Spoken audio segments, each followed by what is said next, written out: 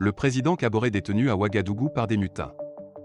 Le président du Burkina Faso Roch Marc Christian Kaboré a été arrêté lundi et était détenu dans une caserne de Ouagadougou, au lendemain de mutineries dans des camps militaires de ce pays en proie à la violence djihadiste. Le président Kaboré, le chef du Parlement, Alassane Balassah Kandé, et des ministres sont effectivement aux mains des soldats à la caserne Sangoulé-Lamizana de Ouagadougou, a déclaré à notre correspondant une source sécuritaire, information confirmée par une autre source des services de sécurité.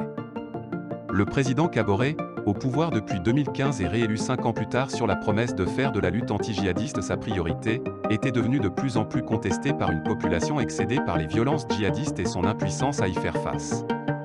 Un journaliste a constaté qu'une dizaine de soldats encagoulés et armés s'étaient postés lundi matin devant le siège de la radio-télévision du Burkina, RTB, qui diffusait des programmes de divertissement.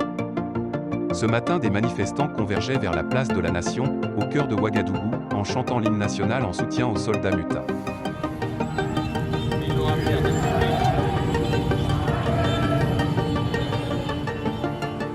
Des soldats se sont mutinés dimanche dans plusieurs casernes du Burkina Faso pour réclamer le départ des chefs de l'armée et des moyens adaptés à la lutte contre les djihadistes qui frappent ce pays depuis 2015. Des tirs avaient été entendus en fin de journée près de la résidence du chef de l'État et un hélicoptère avait survolé la zone tout feu éteint, selon des résidents. Les images et vidéos de quelques voitures cylindrées du convoi présidentiel criblées de balles prouvent à suffisance la violence qu'il y a eu lors du coup d'État.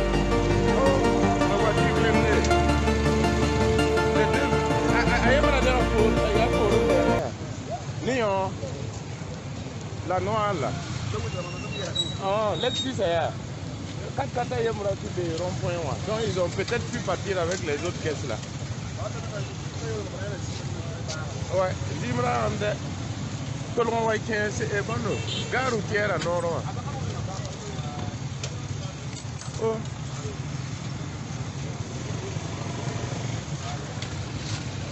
Ah, pardon. Oh là là là là là là là. Ah, il y a eu du gâté. C'est gâté.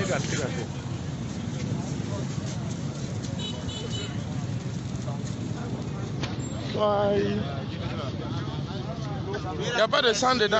Là, si. Ah, si, non, explique-le. Merde alors. Ah, il y a un petit blender,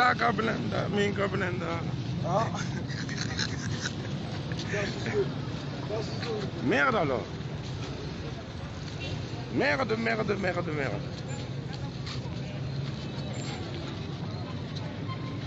Ah. C'est coup d'état. Non, ouais, c'est coup d'état, clair. La Lexus là est couchée. Voilà, oui. C'est clair. Ça, tu ne peux pas voir ça et puis après discuter encore. Bon. Ah, les balles. Oh là là, ils criblent. Non, c'est coup d'état. C'est en haut qu'ils ont commencé à allumer. Ouais, de haut. Même les gens. Ces mutineries sont survenues dans une Afrique de l'Ouest de plus en plus déstabilisée par les djihadistes qui frappent aussi le Mali et le Niger voisin et où des coups d'État se sont récemment produits, au Mali et en Guinée.